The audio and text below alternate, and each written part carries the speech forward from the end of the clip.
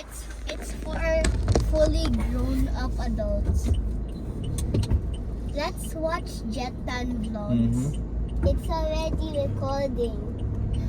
Oh, the time when then let's throw. Guys, call 911 for free Robux. Call 111 if you want free money also. What does this say? I love Roblox. That's correct. Have Why? baseball later, right? Yes, of course not. If it doesn't rain, What's the forecast? 84% rain today. Later? Yes. What time? That's 3 alright. to 5, I mean 3 to 6. Oh, let's wait. That's alright. Do you still have practice if it's raining hard? I think If it's not. Like, if it's If it's just drizzling, We can that's play. alright. But if it's But like the- raining medium, Yeah. but does we stop. thunderstorm? What? Does a thunder Where did Yeah, you we hear the alarm. Where did you see that, Pixar? in my Google Assistant? Bro. No, just do Alexa if you have. Okay. Hello po sa vlog. Naasikaso na natin si Pixar, no? Later, magbe-baseball practice na sila. And then susunduin na lang ulit natin mamaya. So, yun, no? Ano ba? Kagabi, nakita nyo naman po sa last vlog ko yung video. Nag-reunion po sina Tinsel at ang kanyang mga elementary and high school friends. So, kaya po sila nakapag-reunion is last week po kasi 'di ba umattend kami ng kasal sa Tagaytay. And then yung mga ibang friends ni Tinsel from elementary and high school from ibang bansa pumunta na dito sa Pilipinas para umattend ng wedding. And then so ito na yung chance nila maging halos kumpleto, kaya na-decide nila gawin yung reunion and get together nila kagabi dun sa bahay namin. And successful naman po, no? Mukha naman sila nag-enjoy. Kasi po, whenever naman po si Teens makikipagkita sa kanyang friends, ako nakatoka kay Pixar. Vice versa. So, kung ako naman makikipagkita sa friends ko, si Teens lang nakatoka kay Pixar. Unless pareho kami ni Tinsel na may lakad, pwedeng magkasama kami or magkaibang lakad. Nandiyan naman po mga lolo at lola para tumingin po sa anak namin. So, yun. Total, nandito na tayo, no? Makipagkwentuhan tayo. And gusto ko rin po yung opportunity na magpasalamat po sa mga nanonood. Lalo na po sa mga suki nating nanonood, no? Unahin natin yung mga taga-ibang bansa sa States, no? Tito Stimson, Tita Ginger, mga kamag-anak ko po yan sa Amerika. Sina Maika, nanonood po sila ng vlog natin kasi nga po naaaliw sila gawa ng namimiss po nila yung lugar kung saan din po sila lumaki, ang Las Piñas. So thank you po sa panonood and huwag po kayong magsawa. Basta enjoyin nyo lang po yung kung ano yung napapakita ko dito sa Las Piñas, sa Alabang, sa Pilipinas, kung umaabot tayo ng Maynila. Ayun. Tapos sa ibang bansa pa, no? Sa New Zealand, si Magic ang naging tropa ko nung bata pa kami. Si Magic or si Slash Jonad. Kaya po siya Magic dahil nagbabasketball kami. Yan pong bansag namin sa kanya. So, yun. Pinakita niya sa akin sa isang message, no? Na pag every time na nag-upload ako ng video, lumalabas agad sa feed niya. So, nanonood din naman siya. Nakikita niya yung Las Piñas, kung saan kami tumatambay dati. At least kahit papano, no, napapakita natin sa kanila yung lugar kahit malayo sila. Kahit nasa ibang bansa sila. So, yun. Next, sina Ate Josie, sina Kuya Ching sa Pampanga. Thank you sa palaging panonood. Mga nakasubaybay lang yan.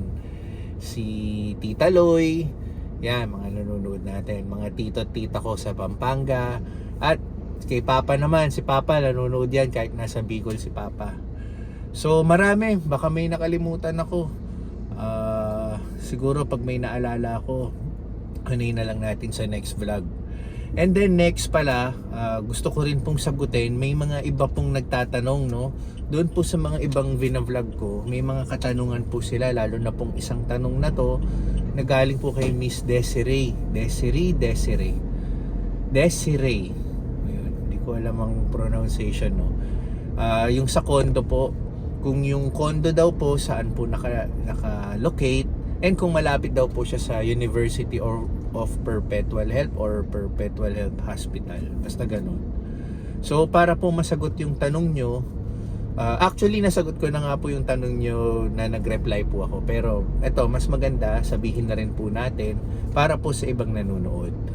So first, yung condominium po, sa likod lang po siya ng SM South Mall sa Las Piñas. As in, literal sa likuran. Ito po yung SM South Mall. Ito na yung condominium sa likod. So may daanan naman po sa likod ng sa entrance exit ng South Mall sa likuran para po maka-access tayo sa main gate ng condominium. Ang tawag po is South Residences. So yung layo niya naman po sa Perpetual, hindi naman po ganun kalayo, siguro 1 or 2 kilometers yung layo. And accessible po siya via jeep, bus, and kung may kotse ka, siguro yung 2 kilometers na yon, mga 5 to 10 minute drive. Pero since vocal naman tayo sa traffic sa Las Piñas, sabihin na nating 15 to 20 minute drive yun. Ayun. So yung details naman po kung magkano, well, nag-change din po kasi yung prices, no, over time, no, nag-iiba. So much better po if a-flash ko na lang po sa screen, mag-PM na lang po kayo, mag-message or call. Si Mrs. po sasagot, no, number po ni Mrs. to. Doon na lang po kayo mag-inquire and mas mabibigay niya po yung exact details ng condominium.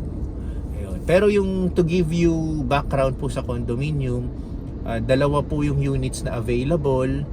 Yung isang unit po is sa Tower 3, that's studio type, and yung isang unit po is sa Tower 2, studio type din. So mas higher floor lang po yung sa Tower 3 and lower floor lang po yung sa Tower 2. So napakita ko naman rin po sa vlog yung itsura ng condo, kompleto naman po tayo. And actually tapos na po kasi yung yung nag-rent, no? Bumalik na po siya ng Canada, so free na po yung sa Tower 2. And then itong katapusan ng September, patapos na rin po yung nag-rent ng almost a month. Alis na rin po sila. So technically both units are free na po. So yun, again, kung may katanungan pa po kayo further about the unit, paki-message or call na lang po yung number na naka-flash po sa screen. Ayun. To give you example din po, no, mostly po yung mga nag-Airbnb po sa South Residences, pag natatanong-tanong ako yung mga guard, is yung swimming pool po kasi maganda, gusto nila mag-Airbnb sila family, and then iaano po nila sa swimming pool yung mga anak nila or sila, and then magre-rest na lang po sila sa unit. And then additional info po, no, kung may plano nga po kayo mag-swimming, may additional cost po, no, to pay for the swimming pool. Kami lang pong mga owners sa condo yung free of service po sa sa free of use sa swimming pool. As far as I know, it's 150 pesos per head. Pero ikaklaro po natin yan, no? So again, pakitawag na lang po yung number na to sa screen if may mga additional katanungan pa po kayo. Or you can review my past vlogs if you want to see the unit itself. Nandun po. Whew. So yun, pauwi na tayo at magpapahinga saglit, and then aalis ulit para sunduin si Pixar mamaya sa kanyang baseball practice. So yun, ano pa ba, wala na akong nakalimutan, no, dun sa condo unit. Okay, wala na. Doon naman tayo sa susunod. Yung may nagtanong naman po kung nangangailangan ba ako ng driver. Si Rani yun. Rani, hindi ko alam kung magkakilala ba tayo or nagkita na tayo before. Sorry hindi ko kasi maalala eh. Pero para masagot yung tanong mo, sa ngayon, hindi namin kailangan ng driver. Bigay ko na rin sa iyo yung reason kung bakit hindi namin kailangan ng driver. Una, yours truly, ako ang nagde-drive. Pangalawa, fit pa naman sa schedule namin yung ginagawa ko. Pero soon, magiging busy na kasi ako. Pero nakapagplano na rin kami ni Teens kung ano yung mga dapat namin gawin. No? So far, hindi pa talaga namin kailangan ng driver. Ayoko kasi magsalita ng patapos. Malay mo next year or baka i-consider namin kumuha ng driver. Depende sa magiging outlook ng schedule namin. Ayun. So, pangatlong reason kung bakit hindi namin kailangan pa ng driver ngayon is yung presence ng Lala Move and Grab. Marami naman po kasi sa mga customers namin na okay sa kanila na ang food orders nila is via Lala Move or Grab. So, there's no need for us to drive na para mag-deliver door to door sa bahay nila. And besides, ang rules lang naman po sa business namin is Alabang, Las Piñas po ang dinideliver ko lang po talaga. No? Yun po yung aking routine. Ayun po yung aking ruta. Ruta ko po yun. So, outside that place, outside Las Piñas and Muntinlupa / Alabang, via Lala Move and Grab na po. And well-informed naman po yung customers namin outside Las Piñas and Alabang. So, yun. Meron pa ba? Mga nagtanong. So far, yun po yung mga nagtanong, no? Doon po sa mga napapakita kong vlog. Ayun. Sa mga curious, at least nasagot ko na po yung mga tanong nyo via video, no? Pero nasagot ko na rin naman po kayo na nag-reply po ako sa comment section nyo. So, okay. Malapit na tayo sa amin. And pahinga muna tayo.